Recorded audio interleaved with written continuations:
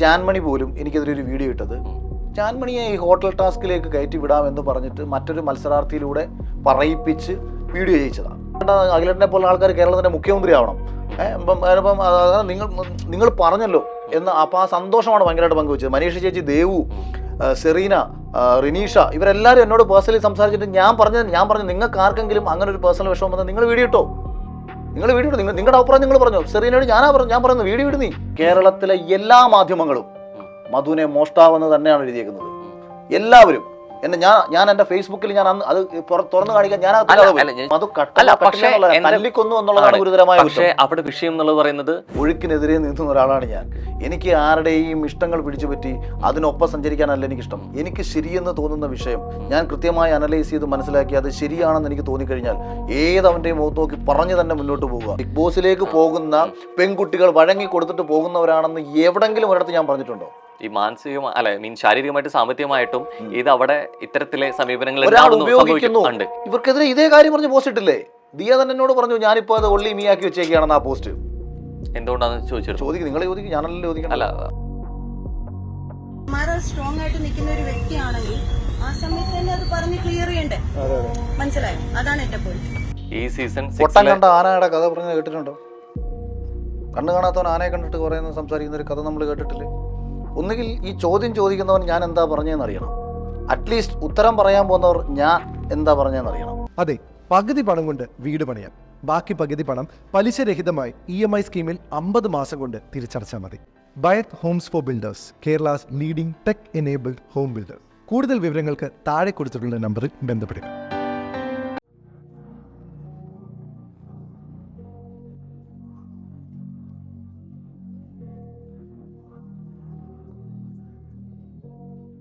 ഇത്രയും വന്ന ലൈവില് ഇതിനെക്കുറിച്ച് സംസാരിക്കുന്ന സമയത്ത് എവിടേക്കോ ഈ വ്യക്തികളെയാണ് പരാമർശിച്ചിരുന്നെങ്കിൽ ഈ വിഷയം അതിലേക്ക് ഉന്നയിച്ച് പോയിരുന്നു.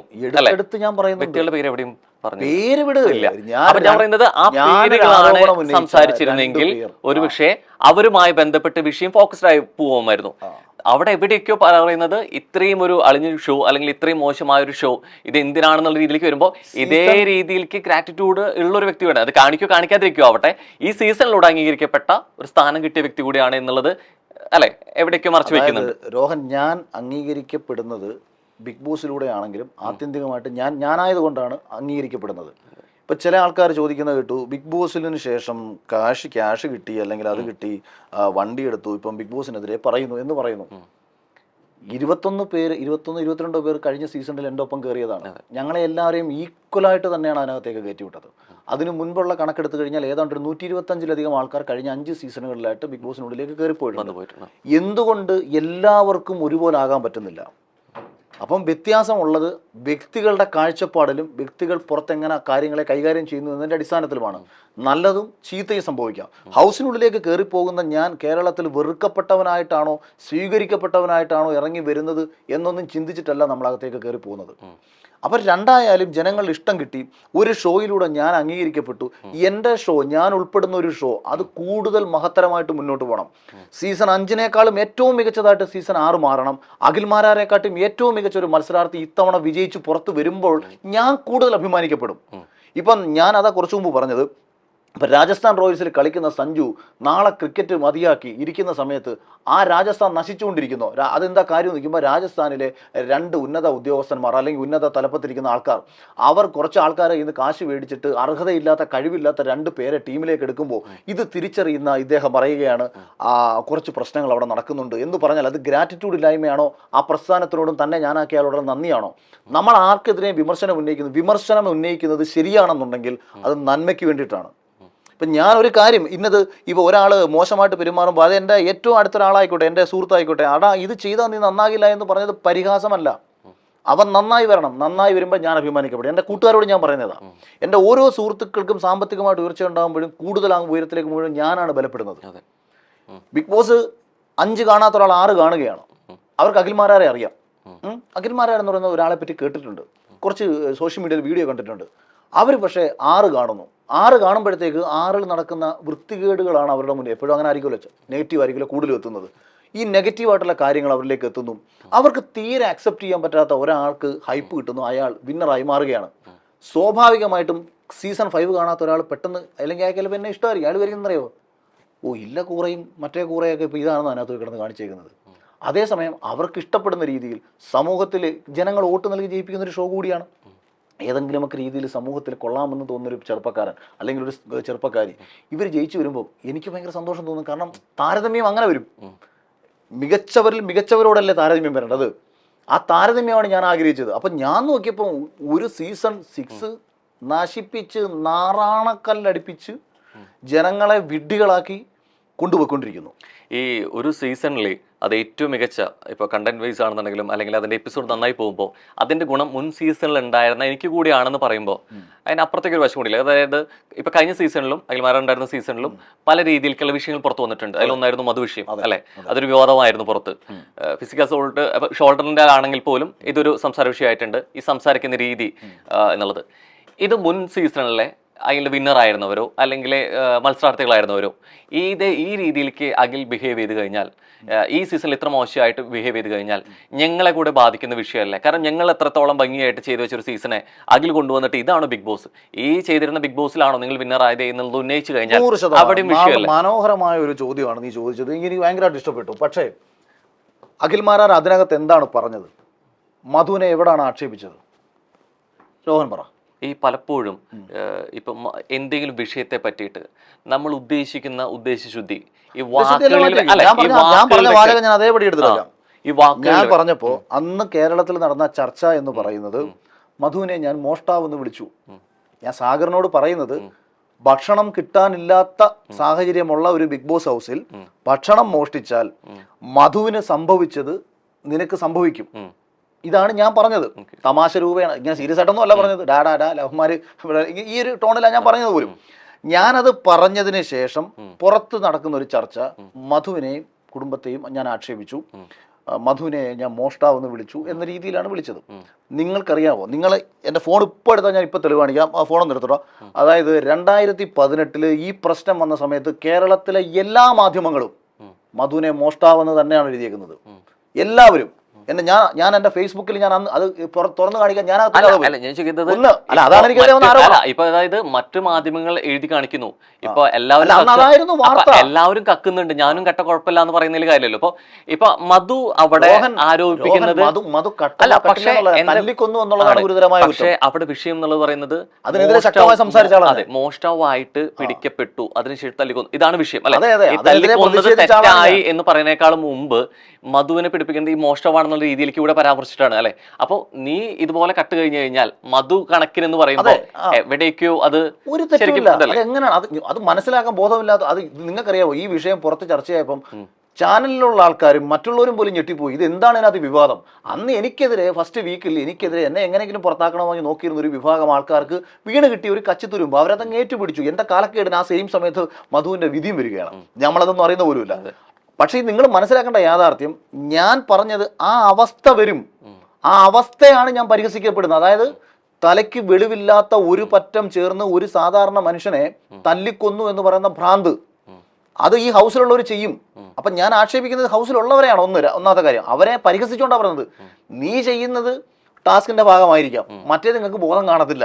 അവരുടെ ഭക്ഷണമാണ്, അവരുടെ സാധനമാണ്, അവർ ചിലപ്പോൾ നിന്നെ തല്ലിക്കൊന്നേക്കാം. അതേപോലെ പുറത്ത് മധു എന്ന് പറയുന്ന ഒരു മനുഷ്യനെ അവൻ ഭക്ഷണം മോട്ടിച്ചാലോ അപ്പോൾ എന്ത് ചെയ്തെന്ന് പറഞ്ഞാലോ ആ തല്ലിക്കൊന്നവന്റെ വൃത്തിയില്ലായ്മയും വിവരക്കേടിനെയുമാണ് ഞാൻ ആക്ഷേപിച്ച് അതിനകത്ത് സംസാരിച്ചതും. ഞാൻ 2018 മധുവിനെ അനുകൂലിച്ചുകൊണ്ട് ഞാൻ ഫേസ്ബുക്കിൽ ഇടുമ്പോൾ മാധ്യമങ്ങളെ മുഴുവൻ വിമർശനം എഴുതുന്നത് നട്ടല്ലില്ലാത്ത ഒരൊറ്റ ഒരുത്തിനും ഇല്ലാതായി പോയല്ലോ ഭക്ഷണം മോട്ടിച്ചതിന്റെ പേരിൽ ഒരുവനെ തല്ലിക്കൊന്നു എന്ന് പറയാൻ. ഇങ്ങനെയാണ് ഞാൻ എഴുതിയേക്കുന്ന പോസ്റ്റ്. എന്നിട്ട് കേരളത്തിലുള്ള അന്ന് എല്ലാം പബ്ലിഷ് ചെയ്ത മാധ്യമങ്ങളെ കട്ട് ചെയ്തിട്ടിട്ട് മനോരമ, മാതൃഭൂമി ഉൾപ്പെടെ എല്ലാവരും എഴുതിയേക്കുന്നത് മോഷ്ടാവെന്ന് ആരോപിച്ച് യുവാവിനെ പോലീസുകാർ കൊണ്ടുപോയ വഴിക്ക് മരിച്ചു, ദേഹാസ്വാസ്ഥ്യം വന്ന് മരിച്ചു, തല്ലിക്കൊന്നു എന്നൊരുത്തൻ എഴുതിയിട്ടില്ല, ഒരാൾ തല്ലിക്കൊന്നെന്ന് എഴുതിയിട്ടില്ല. അപ്പം ഞാൻ അന്ന് എഴുതുന്നത് ഒരു മനുഷ്യനെ തല്ലിക്കൊന്നു എന്ന് പറയാൻ നിനക്കൊന്നും നട്ടല്ലില്ലാതെ പോയല്ലോ എന്നാണെന്ന് എഴുതിയ ആളാണ് ഞാൻ. 2-3 പോസ്റ്റ് അന്ന് ഈ സമയത്ത് ഇട്ടിട്ടുണ്ട്. പക്ഷെ ഞാൻ ഹൗസിൽ പറഞ്ഞ സാധനം വളച്ചൊടിക്കപ്പെടുന്നു, അല്ലെന്നുണ്ടെങ്കിൽ ഇന്ന രീതിയിൽ വരുന്നു. അത് നമുക്ക് പക്ഷെ നീ ചോദിച്ചത് കറക്റ്റാണ്. അങ്ങനെ വേണമെങ്കിൽ തുടക്കത്തിൽ ചിന്തിക്കാം. പക്ഷെ മത്സരം ഒരു 30-40 ദിവസത്തോട് അടുക്കുന്നു. അഖിൽമാരാറിലൂടെ ഷോ മോശമാവുകയാണോ അല്ലെങ്കിൽ അഖിൽമാരുടെ ബിഗ് ബോസ് സീസൺ 5 കാണാൻ ആൾക്കാർക്ക് താല്പര്യം ഉണ്ടാവുകയാണോ ചെയ്തത് എന്നുള്ള ചോദ്യത്തിന് ഉത്തരം കണ്ടെത്താൻ പോയി കഴിഞ്ഞാൽ ഈ പഴയ മത്സരാർത്ഥികൾക്ക് പ്രശ്നം ഉണ്ടാവില്ല.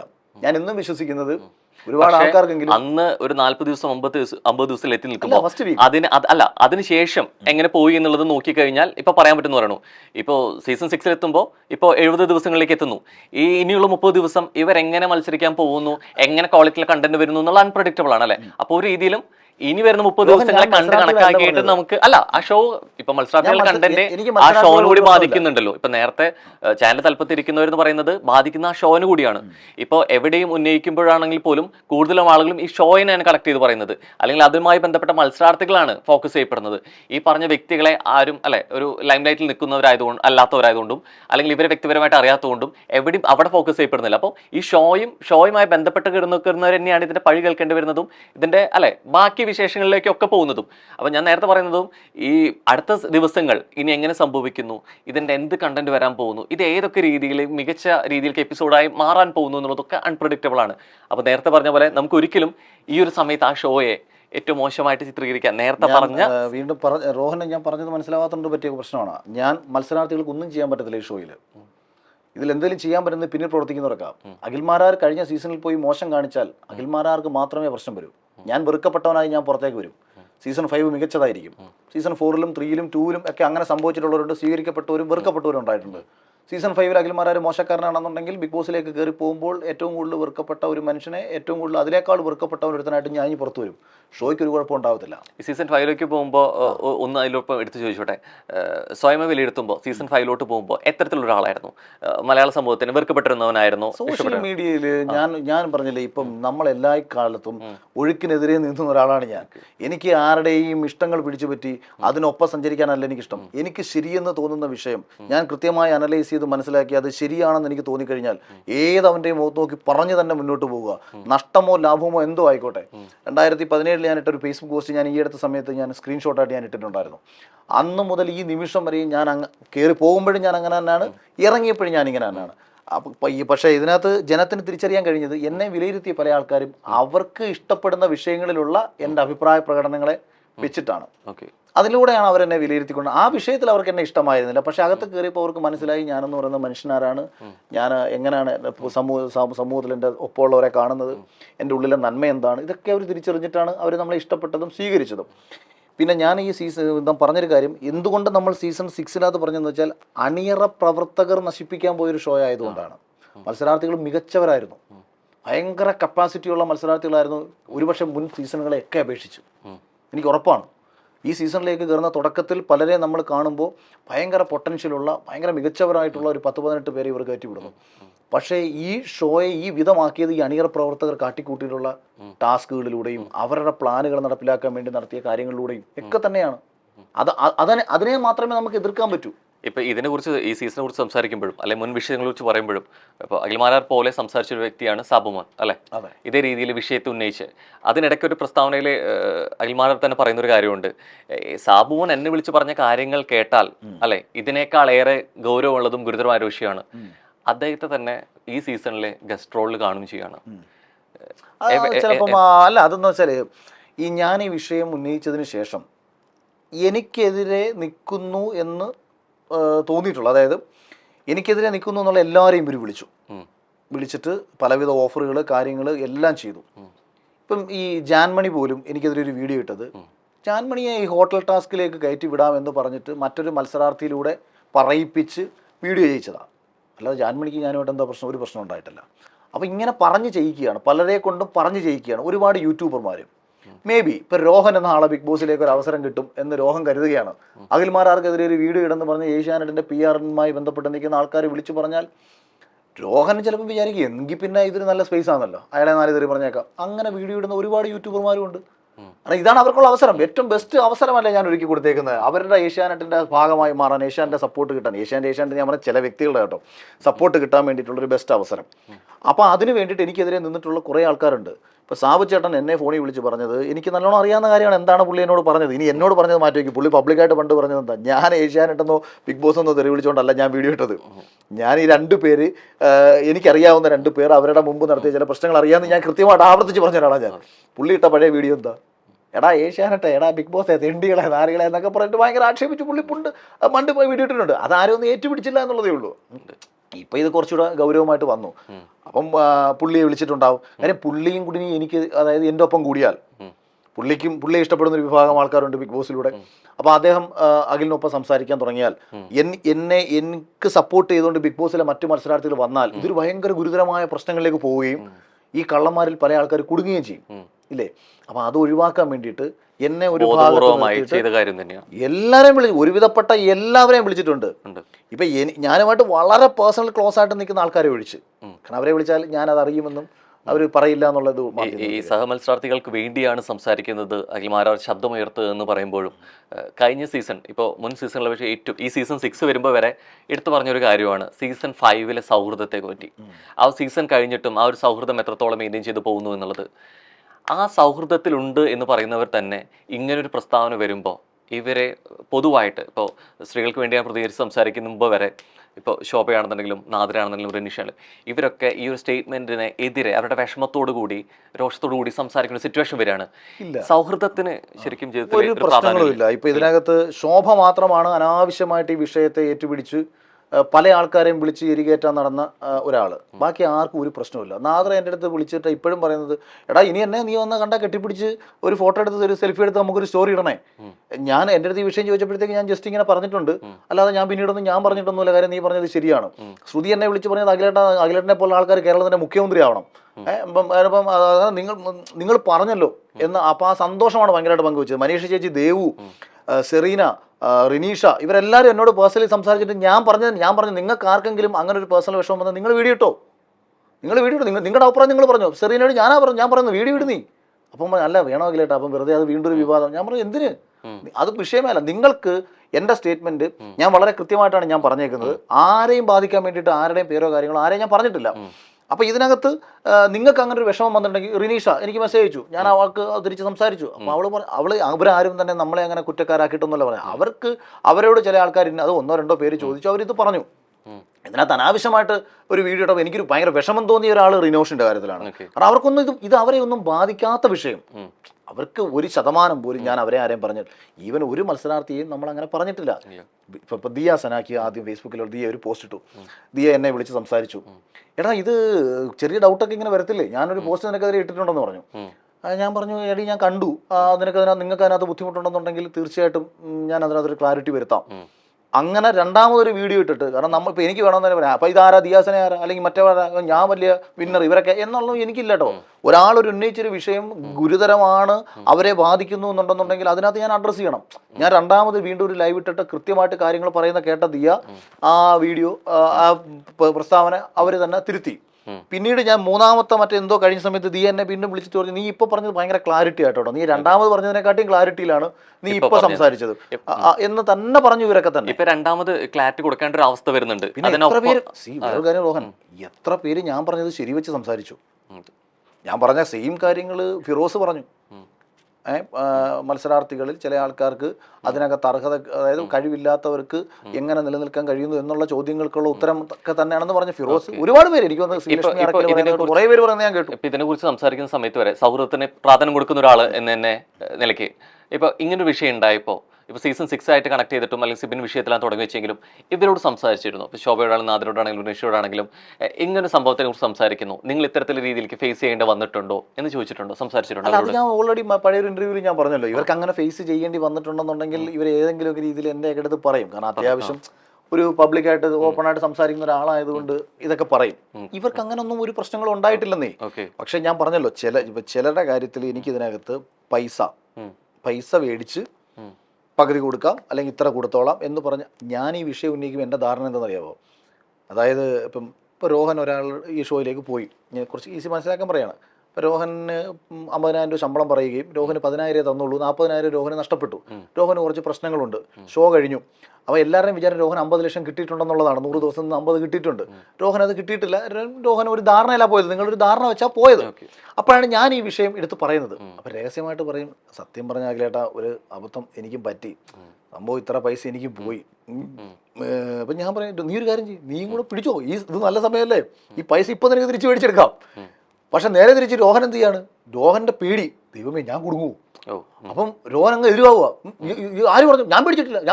അതായത് ഞാൻ പറഞ്ഞിട്ട് പോലും രോഹന്റെ കാര്യം അങ്ങനെ തിരുത്തേണ്ട അവസ്ഥ വരുന്നു എന്നുള്ളത്. വെപ്രാളം കാണിച്ച് ബഹളം വെച്ച് എനിക്കൊരു കുഴപ്പമില്ല, എനിക്ക് ഫുള്ള് പൈസയും കിട്ടി, എടാ ഇത് ഞാൻ നിനക്കും കൂടെ ഗുണമാകട്ടെ എന്നുള്ള ചിന്തയിലാണ് ഞാൻ ഇത് പറയുന്നത്. അത്തരത്തിൽ പറയുമ്പോൾ വരെ ഒരു വ്യക്തതയ്ക്ക് വേണ്ടി ചോദിക്കുകയാണ്. ഇപ്പൊ ഈ രീതിയിലേക്ക് അനുഭവങ്ങൾ ഉണ്ടായിട്ടുണ്ട്, ശാരീരികമായിട്ടും സാമ്പത്തികമായിട്ടും ഇത്തരം ഇഷ്യൂകൾ നടക്കുന്നുണ്ട് എന്നുള്ളത് കുറെ കൂടെ ബോധ്യമാവുന്നത് ഏത് സീസണുമായി ബന്ധപ്പെട്ടോ? സീസൺ 5 ആണോ 6 ആണോ അതോ മുൻ സീസണുകളിലാണോ? ഇത് അങ്ങനെ ബോധ്യമായതല്ലെന്ന്. ഇതിപ്പം ഇത് നമ്മൾ കറയതും കുറേ നാൾ കഴിഞ്ഞു, ആദ്യത്തെ ഒരു 5-6 മാസം ഞാൻ പലരായിട്ട് ഫോണിൽ പോലും എനിക്ക് കോൺടാക്ട്സ് ഇല്ല. ഇപ്പം ഇവിടുന്ന് തന്നെ എന്നെ എത്രത്തോളം വിളിച്ചിട്ടുണ്ട്, കിട്ടിയിട്ടുണ്ട്, അതൊക്കെ എല്ലാവർക്കും അറിയാം.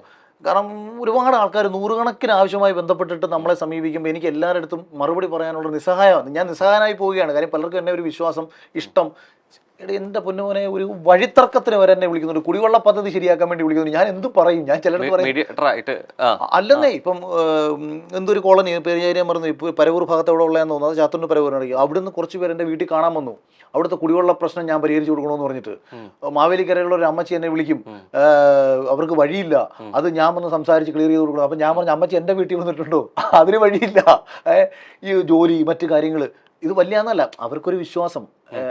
ഇപ്പോൾ ഒരു പക്ഷേ അവരെന്നെ ചേട്ടനായിട്ട് കാണുന്നുണ്ടായിരിക്കാം, മകനായിട്ട് കാണുന്നുണ്ടായിരിക്കാം, അല്ലെന്നുണ്ടെങ്കിൽ നാട്ടിലെ എന്തെങ്കിലും ചെയ്യാൻ നടക്കുന്ന സ്ഥലത്തെ പ്രധാന പയ്യൻസിലെ പോലെ ഒരു പയ്യനായിട്ട് അവരെന്നെ കാണുന്നുണ്ടാവാം. ഇത്തരം വിഷയങ്ങൾ പറയാൻ പറ്റുമോ? ഇത്തരം വിഷയങ്ങൾ സംസാരിക്കുമ്പോൾ, മറ്റുള്ളവർക്ക് സംസാരിക്കുമ്പോൾ എവിടേക്ക് അവനവനിലെ പൊതുപ്രവർത്തകനിലെ ഇതൊക്കെ അനിവാര്യമാണ്. എനിക്ക് നേരിട്ടുള്ള പ്രശ്നങ്ങളല്ലെങ്കിലും മറ്റുള്ളവർക്ക് വേണ്ടി ഞാൻ സംസാരിക്കുന്നത് എൻ്റെ പൊതുപ്രവർത്തനത്തിലോ അല്ലെങ്കിൽ രാഷ്ട്രീയ ഭാവിക്കോ ഇത് ഗുണം ചെയ്യുന്ന തോന്നലുണ്ടായിട്ടുണ്ടോ? അങ്ങനല്ല, രാഷ്ട്രീയ ഭാവി എന്നൊരു ഭാവിയൊന്നുമില്ല. ഇപ്പം കുറച്ച് ആരോ പറഞ്ഞു കൊട്ടാരക്കരയിൽ മത്സരിക്കാൻ വേണ്ടിയിട്ടാണെന്ന് പറഞ്ഞു. ഞാൻ 2015 സ്വതന്ത്രനായി എൻ്റെ നാട്ടിൽ മത്സരിക്കുന്നത് എന്തിനു വേണ്ടിയിട്ടാണ്? ഇതുപോലെ പല വിഷയങ്ങൾ വരുന്ന സമയത്ത് ഞാനൊരു നിലപാട് സ്വീകരിക്കുന്നു. NSSനെതിരെ ഞാൻ ശക്തമായി സംസാരിക്കുന്നു. കോൺഗ്രസ് പാർട്ടിയിലെ ചില ആൾക്കാർ എൻ്റെ പാർട്ടി നശിച്ചു പോരെന്ന് കരുതിയിട്ട് അന്ന് പാർട്ടിക്കെതിരെ കുറ്റം പറയേണ്ടി വന്ന ഒരാളാണ് ഞാൻ. കാര്യം നമ്മളന്ന് പറഞ്ഞത് ഇന്ന കാര്യങ്ങൾ നിങ്ങൾ ചെയ്യരുത്, ചെയ്താൽ നമ്മുടെ പ്രദേശത്ത് പാർട്ടി നശിച്ചു. ഞാൻ ഓൾ ഇന്ത്യ കോൺഗ്രസ്, ഇന്ത്യ മൊത്തം കോൺഗ്രസിനെ നന്നാക്കാനല്ല പറയുന്നത്. കൊട്ടാരക്കരയിലെയും കോട്ടാത്തലയിലെയും എൻ്റെ പ്രദേശത്തെ കോൺഗ്രസ് പാർട്ടിയിൽ പ്രശ്നങ്ങൾ ഉണ്ടാവരുത് എന്ന് കരുതിയിട്ട് ആ പാർട്ടിയിലെ ചില ആൾക്കാർ കാണിക്കുന്ന മര്യാദകേടുകളെ ഞാൻ ചൂണ്ടിക്കാണിച്ച് റൈസ് ചെയ്യുന്നു. എല്ലാവരും പറഞ്ഞു കോൺഗ്രസിൽ വന്നിട്ട് താണ്ട ഇപ്പം കോൺഗ്രസ്സുകാരെ നടന്ന് കുറ്റം പറയുകയാണ്. ഇത് കുറ്റം പറഞ്ഞ് സംഭവിച്ചത് എന്താ? എൻ്റെ പ്രദേശത്ത് പാർട്ടി പരിപൂർണമായും അടിഞ്ഞില്ലാതായിപ്പോയി. അപ്പോൾ ഇത് നമ്മളെപ്പോഴും ചില വിഷയങ്ങൾ ഉന്നയിക്കുന്നത് നന്നാവണമെന്ന് ചിന്തിച്ചിട്ടാണ്. കൂടുതൽ എപ്പോഴും സ്നേഹം തോന്നുമ്പോഴാണ് ഞാൻ കൂടുതൽ വിമർശിക്കുന്നത്. ഈ സ്നേഹം തോന്നുമ്പോൾ വിമർശിക്കുന്നു, അല്ലെങ്കിൽ ഇപ്പം നന്നാവണം തോന്നിയിട്ടാണ് ഇത്തരം രീതിയിൽ പറയാറുള്ളതെന്ന് പറയാറുണ്ട്. ഇപ്പോൾ വിശ്വസിച്ചിരുന്ന പ്രവർത്തിച്ചിരുന്ന പാർട്ടിക്കെതിരെ സംസാരിക്കേണ്ടി വന്നിട്ടുണ്ട്. ഒരു ഡിജിറ്റൽ പ്ലാറ്റ്ഫോമിലൂടെ ആണെങ്കിലും അല്ലെങ്കിൽ അത് കഴിഞ്ഞ് ബിഗ് ബോസ് പോലെ വലിയ പ്ലാറ്റ്ഫോമിലൂടെയും എൻ്റെ മാധ്യമ അല്ലെങ്കിൽ കലാപരമായിട്ടുള്ള ഒരു വളർച്ചയ്ക്ക് ജീവിതത്തിന് വലിയ അവസരം തന്ന ബിഗ് ബോസ് ഷോയ്ക്കെതിരെ സംസാരിക്കേണ്ടി വന്നിട്ടുണ്ട്. ഈ പലപ്പോഴും എവിടേക്കോ ഈ പാല് തന്ന കൈക്ക് തന്നെ കടിക്കുന്നു എന്നുള്ളൊരു വിശേഷം കേൾക്കേണ്ടി വരുന്നുണ്ടോ? അങ്ങനാണോ നിങ്ങൾ അതിനെ ഇപ്പോഴും കണ്ടേക്കുന്നത്? അല്ല, അങ്ങനെ കേൾക്കേണ്ടി വരുന്നുണ്ടോ? അല്ല, കേൾക്കേണ്ടിയൊക്കെ വരുന്നുണ്ട്. അവിടാണ് നമുക്ക് ഏറ്റവും വലിയൊരു വിഷമം. ഇപ്പം ഞാൻ പ്രവർത്തിച്ച രാഷ്ട്രീയ പാർട്ടി ഇന്ത്യയിൽ വീണ്ടും അധികാരത്തിൽ എത്തുന്ന ഒരു രാഷ്ട്രീയ പാർട്ടിയായി മാറണം. അവരുടെ പാർട്ടിക്കുള്ള, അതായത് ഞാൻ പറഞ്ഞില്ല, ഇത് ഈ പാർട്ടി ആയാലും ഒരു വ്യവസായ സ്ഥാപനമായാലും ഒരു മീഡിയ സ്ഥാപനമായാലും എന്തായാലും അതിനെ നശിപ്പിക്കാൻ ശേഷിയുള്ള ചില ആൾക്കാർ അത് കയറി പറ്റും. അവർ കരുത്തരായിരിക്കും. അപ്പം ആ പ്രസ്ഥാനത്തിന് ആ ചെയ്യുന്ന കാര്യങ്ങളെ ആയിരിക്കും നമ്മൾ വിമർശിക്കുന്നത്. ഇപ്പം ഞാൻ പറഞ്ഞു, ഇപ്പം മൈൽ സ്റ്റോണിൽ ഒരു രീതിയിലും കൊള്ളാത്ത ഒരു 3-4 മാധ്യമപ്രവർത്തകരെ എടുത്തുകൊണ്ട് വെക്കുന്നു. രോഹൻ ഇതിൽ നിന്ന് ഇറങ്ങിക്കഴിഞ്ഞ ശേഷം രോഹനിലൂടെയും അല്ലെങ്കിൽ കുറച്ച് പേരിലൂടെയും മൈൽ സ്റ്റോണിനും ഷാജിപ്പാപ്പനും മീഡിയയ്ക്കും ഒരു വലിയ മൈലേജ് കിട്ടിയതിന് ശേഷം പുതിയ കുറേ ആൾക്കാർ വന്നിട്ട് ഈ ഇതിനെ നശിപ്പിക്കാൻ തുടങ്ങുന്ന സമയത്ത് രോഹൻ ഒരു ഫേസ്ബുക്കിൽ പറഞ്ഞു, രോഹൻ പലയിടത്തും പറയുന്നു പേഴ്സണലി, ചേട്ടാ ഇത് മോശം കേട്ടോ, ഇതിങ്ങനെ ഇവർ ഇത് നശിപ്പിക്കും, നമ്മളെ ഒരുവിധം നമ്മളിതൊക്കെ പൊക്കിക്കൊണ്ടുവന്നാൽ നമ്മളോടൊക്കെ ചെയ്യാൻ നമ്മുടെയും കൂടെ അധ്വാനം അതിനകത്തുണ്ട് എന്ന് പറയുമ്പോൾ അത് ഗൗനിക്കാതെ മറ്റു പല കാരണങ്ങളുടെ പുറത്ത് ഈ ഇത്തരം താല്പര്യങ്ങളെ സംരക്ഷിക്കാൻ നടക്കുമ്പോൾ രോഹൻ ഫേസ്ബുക്കിൽ ഒരു പോസ്റ്റ് ഇട്ടാൽ നന്ദിയില്ലാത്തവനായതുകൊണ്ടല്ലത്, കൂടുതൽ നന്ദിയുള്ളവനായതുകൊണ്ടാണ്. എന്റെ ഷോ നശിക്കരുതെന്ന് ആഗ്രഹം. ആ നന്ദി കാണിക്കുമ്പോഴും ആ ഗ്രാറ്റിറ്റ്യൂഡ് കാണിക്കുമ്പോഴും നമ്മൾ നമ്മുടെ ഒരു ഫാമിലിയായിട്ട് കാണുന്നത് അല്ലെ, ബിഗ് ബോസ് എന്നുള്ള ഒരു ഫാമിലിയാണ്, ഞാൻ വളർന്നു വന്നിട്ടുള്ള പ്രസ്ഥാനമാണ് എന്നുള്ളത്.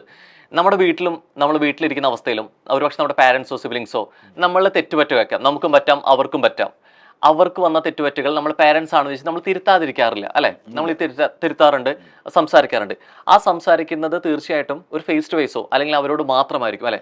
ഒരു പൊതുസമൂഹത്തിൽ വന്നിട്ട് ഒരു പക്ഷെ അങ്ങാടി വന്നിട്ട് എൻ്റെ അച്ഛനമ്മ എന്നോട് ചെയ്ത് തെറ്റാണെന്നുള്ള ഒരു പക്ഷേ അങ്ങാടി വന്ന് തുറന്നു പറയാൻ നമ്മൾ തയ്യാറാവില്ല. നമ്മൾ അവരെ പറഞ്ഞ് മനസ്സിലാക്കാനും അല്ലെങ്കിൽ അവർക്ക് പറ്റിയ തെറ്റ് പുറമെ അറിയാതെ ഇത് ക്ലിയർ ചെയ്യാനാവും നോക്കാറ്.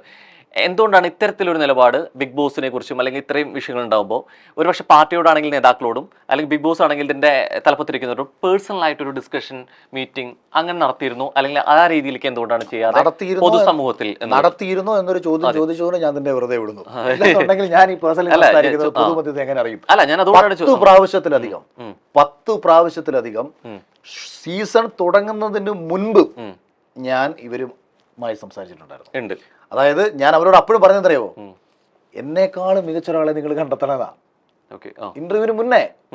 അപ്പൊ എൻ്റെ അടുത്ത് ഇതിന്റെ ഒരു ടോപ്പ് തവലപ്പിക്കുന്ന ഒരാൾ പറഞ്ഞത്, നിങ്ങളൊരു റെയർ പീസ് അല്ലേ ഇടയാകില്ലേ, അത് നമുക്ക് ഇങ്ങനെ ഏറെ ഭഗവാനെ ദൈവം സ്വയം പൊക്കിയതല്ല, അദ്ദേഹം ഇങ്ങനെ അങ്ങനെ പറഞ്ഞതാണ്.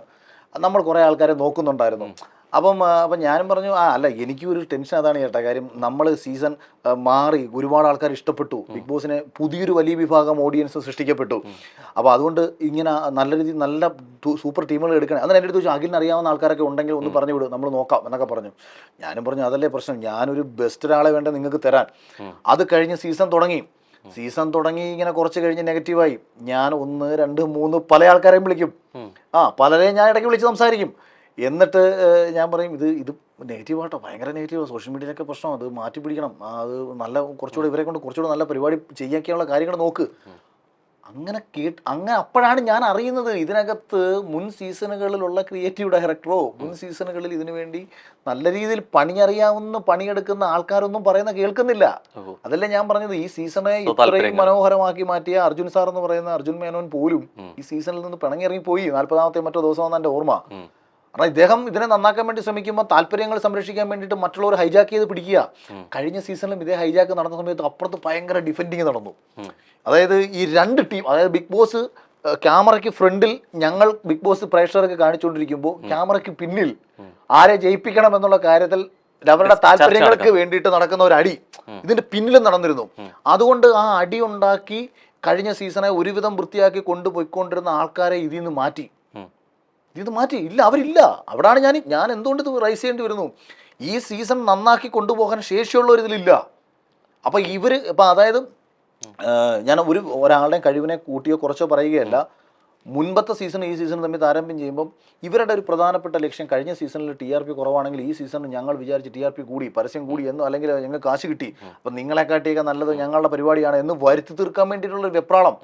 50ാമത്തെ ദിവസത്തെ ആയിരുന്നല്ലോ ഞാൻ ഇത് കൊടുക്കുന്നത്, നമ്മുടെ ആശംസ, എൻ്റെ ആശംസ ടെലികാസ്റ്റ് ചെയ്തതുമല്ലേ. അപ്പോഴും ഞാൻ പറയുന്നുണ്ട്, ചേട്ടാ സീസൺ പുറത്ത് പുഴുത്തു നാറിയ അവസ്ഥയിൽ പോയിക്കൊണ്ടിരിക്കുകയാണ്, ഇത് മോശമാണ്. ഏടാ തിരിച്ചൊന്ന് ചിന്തിക്ക്, ഞാനിതെല്ലാം കണ്ട് ചില സാഡിസ്റ്റുകളെ കണക്കങ്ങ് എൻജോയ് ചെയ്താൽ പോരെ. കാരണം ഇനി എല്ലാം അഖിൽമാരാര് തന്നെ, ഇനി ഈ സീസണിൽ ഒരുത്തനും വരാനില്ല, സീസൺ 5 തന്നെയാണ് അടിപൊളിയാവാൻ പോകുന്നത്, സീസൺ 6 മോശമാണ് എന്നൊന്നും പറയാനല്ലെന്നേ ഞാൻ ആഗ്രഹിച്ചത്. ഞാനിത് കണ്ട് എൻജോയ് ചെയ്യുന്നില്ല. എന്നോടൊരാൾ വന്നിട്ട്, എത്രയോ ആൾക്കാർ എന്നോട് വന്ന് സംസാരിക്കും, അഖിലേ ഇത് ഈ പൊങ്ങിന എന്ന് പറഞ്ഞ് അതിങ്ങനെ ഉള്ളി കിടക്കുക. ഒരു 19 ദിവസമായിട്ട് പല മനുഷ്യരുടെയും വൈകാരിക വികാരങ്ങൾ, പ്രേക്ഷകരുടെ വികാരങ്ങൾ, യൂട്യൂബിലൂടെ ഈ ഷോ കണ്ട് അഭിപ്രായം പറയുന്ന നിരവധി യൂട്യൂബ് റിവ്യൂവേഴ്സിന്റെ വികാരങ്ങൾ, അതിനുള്ളിൽ കമന്റ് രേഖപ്പെടുത്തുന്ന ആൾക്കാരുടെ വികാരങ്ങൾ, ഇതെല്ലാം കണ്ടും കേട്ടും തല മരവിച്ച സമയത്താണ് അത്യാവശ്യം കൊള്ളാമെന്ന് തോന്നുന്ന ഒരു ചെറുപ്പക്കാരൻ, അവൻ വോട്ടിങ്ങിൽ ഫസ്റ്റ് വരുന്നു. അവൻ മുന്നോട്ട് പോകുമെന്ന് കണ്ട ഘട്ടത്തിൽ ഈ സിബിനോട് അടുപ്പമുള്ള ചിലരോട് അവർക്കുണ്ടായിരുന്ന ചില വിരോധം, അതൊക്കെ ഇതിന് കാരണമുണ്ട്. പല കാരണങ്ങളുണ്ട്. ഇപ്പോൾ രോഹൻ എൻ്റെ ഏറ്റവും അടുത്ത സുഹൃത്താണ്. രോഹന് ഒരു നേട്ടം കിട്ടിയാൽ ഞാൻ അഭിമാനിക്കും എന്ന് വിചാരിക്കുന്ന ഒരാൾ, രോഹനോട് ശത്രുതയൊന്നുമില്ല. രോഹന് ഒരു സിനിമയിൽ അവസരം കിട്ടുന്നു. ആ സിനിമയിൽ രോഹൻ്റെ ഓഡിഷനും പരിപാടിയും എല്ലാം കണ്ട്, അല്ലെങ്കിൽ പ്രാക്ടീസ് സമയത്തൊക്കെ രോഹൻ ബേസ്റ്റായിട്ട് പെർഫോം ചെയ്യുന്ന കാണുകയാണ്. രോഹനെ എൻ്റെ ഏറ്റവും അടുത്ത സുഹൃത്താണ് ഞാൻ. അപ്പം അതിൻ്റെ പിന്നിലുള്ള ടോപ്പായിട്ടുള്ള ഒരാൾ വിചാരിക്കണം, രോഹൻ ഈ പടത്തിൽ അഭിനയിച്ചാൽ ഈ പടം ബ്ലോക്ക് ബസ്റ്റർ അടിക്കും, രോഹൻ സൂപ്പർ സ്റ്റാർ ആവും. ഇവൻ സൂപ്പർ സ്റ്റാർ ആയി കഴിഞ്ഞാൽ അഖിൽമാരാർ കുറേ കിടന്ന് പൊങ്ങും, ഇപ്പോഴേ വെട്ടണം എന്ന് പറഞ്ഞിട്ട് ആ സിനിമ തുടങ്ങുന്നതിന് മുമ്പ് നിങ്ങളെ വെട്ടിക്കളയുക. ഇതുപോലത്തെ ഒരു പരിപാടിയാണ് നടന്നത്. സിബിൻ നിന്നിരുന്നെങ്കിൽ ഒരു പക്ഷേ ശരിക്കും ഈ അകത്തിരിക്കുമ്പോൾ തന്നെ, ബിഗ് ബോസ് അകത്തിരിക്കുമ്പോൾ തന്നെ ഈ സ്വതാല്പര്യങ്ങൾക്ക് വേണ്ടിയിട്ട്, മറ്റുള്ളവർക്ക് വേണ്ടിയിട്ട് നമ്മളെ തഴയുന്നു, അല്ലെങ്കിൽ ബോധപൂർവം ഇത് മാറ്റി, ഈ ഒരു ഇത് റിയലൈസേഷൻ ഉണ്ടാവോ? അങ്ങനൊന്നും അറിയാൻ പറ്റില്ല. പക്ഷെ സിബിൻ തന്നെ പറയുന്ന ഒരു കാര്യമുണ്ട്, അതിനകത്ത് വെച്ചിട്ട് തന്നെ ഞാനിത് സംസാരിച്ചിരുന്നു, അത് ടെലികാസ്റ്റ് ചെയ്തിട്ടില്ല, ആ സംസാരിച്ചതിന് ശേഷമാണ് ഇത് പുറത്താക്കപ്പെട്ടത് എന്നുള്ളത് പറയുന്നത്? അത് അവൻ എന്നോട് പേഴ്സണലി പറഞ്ഞു. കാരണം ഇങ്ങനെ ഒരു നെഗറ്റീവ് അവനോട് വരാനുള്ള കാരണം അവനകത്ത് കയറി കുറച്ച് കഴിഞ്ഞപ്പോൾ തന്നെ ഓൾറെഡി 10-35 ദിവസം കണ്ടിട്ട് കയറി വന്ന ഒരാളല്ലോ. അപ്പൊ ഈ ഷോയെ ഒരു ഡിസൈൻ ചെയ്തുകൊണ്ട് പോകുന്ന രീതിയൊക്കെ ഇവർക്ക് അറിയാമല്ലോ. അപ്പൊ അത് ആർക്ക് വേണ്ടിയിട്ടാണ്, എന്തിനു വേണ്ടിയിട്ടാണ് എന്നുള്ള രീതിയിൽ ഇവനകത്തിരുന്ന് സംസാരിച്ചപ്പം ഇവർക്കെല്ലാം കേൾക്കാമല്ലോ. അപ്പൊ അവർക്ക് മനസ്സിലായി ഇവൻ ഇനി ഇവിടെ നിന്ന് കൂടുതൽ വഷളാക്കണ്ട എന്ന് അവന്റെ സംശയം. അതെനിക്കറിയില്ല, അവൻ അതിനോടും പറഞ്ഞിരുന്നു. പക്ഷെ പുറത്തിറങ്ങി കഴിഞ്ഞപ്പോഴാണ് അതൊന്നും ടെലികാസ്റ്റ് ചെയ്തില്ല. അതങ്ങനെ ടെലികാസ്റ്റ് ചെയ്യില്ല, അതൊക്കെ അവർക്ക് സ്ട്രീമിംഗ് മാറ്റിയാൽ മതിയല്ലോ. യെസ്, എന്തായാലും ഇനി ഒരു സെഗ്മെന്റിലോട്ട് പോവാണ്, പറയാതെ വയ്യ. അപ്പോൾ ചില സ്റ്റേറ്റ്മെന്റ്സ് പറയും, അതിനോടുള്ള റിയാക്ഷനാണ് പറയേണ്ടത്. തീർച്ചയായിട്ടും എനിക്ക് തോന്നുന്നു ആദ്യം ഞാൻ പോകുന്നത് ഒരു വീഡിയോയിലേക്കാണ്. ഈ വിജയായിട്ടുള്ള അഖിൽമാരടക്കമുള്ള ആൾക്കാര് ഇങ്ങനെ വന്നിട്ടാണെങ്കിൽ ഈ പൊതു സോഷ്യൽ മീഡിയ പ്ലാറ്റ്ഫോമുകളിൽ ഇത്തരത്തിലുള്ള പരാമർശങ്ങൾ നടത്തുമ്പോൾ അതിപ്പോ നിങ്ങളും ഓഡീഷൻസ് ഒക്കെ അകത്ത് കയറിയിട്ടുള്ള വ്യക്തികളാണ്. അപ്പം നിങ്ങളുടെ ഓഡീഷൻസ് ഒക്കെ എങ്ങനെയായിരുന്നു? എനിക്ക് ഓഡീഷൻസ് ഉണ്ടായിരുന്നില്ല. ഡയറക്ട്ലി സെലക്ട് മെയിൻ ഡിഗ്നിറ്ററി ആൾക്കാരായിരുന്നു. So they want me as A contestant. ഇങ്ങനെ ഒരു പ്രവണതയൊക്കെ നടക്കുന്നതായിട്ട് എന്തിനു തോന്നിയിട്ടുണ്ടോ? ഏഷ്യാനെറ്റ് പോലുള്ള എന്തോ എന്റെ ഒരു വിശ്വാസത്തിൽ ഉണ്ടാവാൻ സാധ്യതയില്ല. പിന്നെ ഈ അഖിൽ മാരാറിന്റെ പറഞ്ഞല്ലോ, അഖിൽ മാരാറിന്റെ ഷോ ലാസ്റ്റ് ഇയർ ആണല്ലോ, എല്ലാവരും സമ്മതിച്ചല്ലോ. ലാസ്റ്റ് ഇയർ നടന്ന ഷോന്റെ ഇപ്പോഴാണ് ഫീഡ്ബാക്ക് വരുന്നത്. എന്തുകൊണ്ട് ആ ലാസ്റ്റ് ഇയറിൽ തന്നെ ഈ കാര്യം ഓപ്പൺ ആയിട്ട് പറഞ്ഞില്ല? അപ്പൊ അങ്ങനെയല്ലല്ലോ, അഖിൽ മാരാർ സ്ട്രോങ് ആയിട്ട് നിൽക്കുന്ന ഒരു വ്യക്തിയാണെങ്കിൽ ആ സമയത്ത് തന്നെ അത് പറഞ്ഞ് ക്ലിയർ ചെയ്യണ്ടേ? മനസ്സിലായോ? അതാണ് എന്റെ പോയിന്റ്. ഈ സീസൺ പൊട്ടൻ കണ്ട ആനയുടെ കഥ പറഞ്ഞത് കേട്ടിട്ടുണ്ടോ? കണ്ണു കാണാത്തവൻ ആനയെ കണ്ടിട്ട് പറയുന്നത് സംസാരിക്കുന്ന ഒരു കഥ നമ്മൾ കേട്ടിട്ടില്ലേ? ഒന്നുകിൽ ഈ ചോദ്യം ചോദിക്കുന്നവൻ ഞാൻ എന്താ പറഞ്ഞതെന്ന് അറിയണം, അറ്റ്ലീസ്റ്റ് ഉത്തരം പറയാൻ പോകുന്നവർ ഞാൻ എന്താ പറഞ്ഞതെന്ന് അറിയണം. ഇത് രണ്ടും പറഞ്ഞുകൂടാത്ത പൊട്ടൻ ആനയെ കണ്ട കണക്ക് പറഞ്ഞതിന് ഞാൻ മറുപടി പറഞ്ഞിട്ട് വലിയ കാര്യമില്ല. പക്ഷേ ഇതിലിപ്പോൾ ശരണ്യ പറയുന്ന ഒരു കാര്യം എന്ന് പറയുന്നത് ഓഡിഷൻ ഇല്ലാതെ കയറിയെന്ന് പറയുന്നു. അത് എനിക്കറിയില്ല അതിനെക്കുറിച്ച്. അത് ഞാൻ ഫസ്റ്റ് ടൈം കേൾക്കുകയാണ് അങ്ങനെ ഒരു പ്രോസസ്സ് ഏഷ്യാനെറ്റിലും ബിഗ് ബോസിലും ഉണ്ടോ എന്നുള്ള കാര്യം. ഓഡിഷൻ വഴിയെ തന്നെയല്ലേ എനിക്ക് തോന്നുന്നത് ടോപ്പ് ലെവൽ സെലിബ്രിറ്റീസിനേക്കാളെ പോലും ഓഡിഷൻ ചെയ്തിട്ടാണ് ഇപ്പോൾ എടുക്കുന്നത്. പിന്നെ ഭയങ്കര ചില എനിക്കറിയില്ല കേട്ടോ, ഇപ്പം ഞാൻ പറഞ്ഞ ആ മാറ്റർ ശരിയാണോ ഇല്ലെന്ന് എനിക്കറിയില്ല. അപ്പോൾ അവർക്ക് ചിലപ്പോൾ ഓഡിഷൻ ഉണ്ടാവില്ല. നല്ല കാര്യം. ഇതിപ്പോൾ പറയുന്നതിലെ ആ വാക്കുകളിലെ രോഷത്തിൽ വ്യക്തമാണ് ഇത് ഗുണത്തെക്കാളേറെ ഞങ്ങളൊക്കെ ദോഷമാണ് ചെയ്തിരിക്കുന്നത്, എഫക്ട് ചെയ്തിരിക്കുന്നത്. ഞാൻ പറയാത്തൊരു കാര്യത്തിനകത്ത് ഞാൻ പറയിടാവേണ്ട കാര്യമില്ലല്ലോ. ഞാൻ പറഞ്ഞിട്ടില്ല ഒന്ന്, ഇങ്ങനൊരു കാര്യം ഞാൻ പറഞ്ഞിട്ടില്ല. അങ്ങനെയാണെന്നുണ്ടെങ്കിൽ കേരളത്തിൽ ഒരു പെൺകുട്ടിക്കെതിരെയും നിങ്ങൾക്ക് ആർക്കും ഒരു കാലത്തും സംസാരിക്കാൻ പറ്റത്തില്ല. ഇപ്പം ഞാൻ രോഹനോട് തിരിച്ചു ചോദിക്കാം. ഞാൻ ഇതെല്ലാം വളരെ സിമ്പിളി ഞാൻ രോഹൻ എന്ന് പറയുന്നത് പബ്ലിക്കായിട്ട് കാണുക കേട്ടോ. ഞാൻ ഒരിക്കലും രോഹൻ എന്ന് പറയുന്ന വ്യക്തിയല്ല ഈ പറയുന്നത്.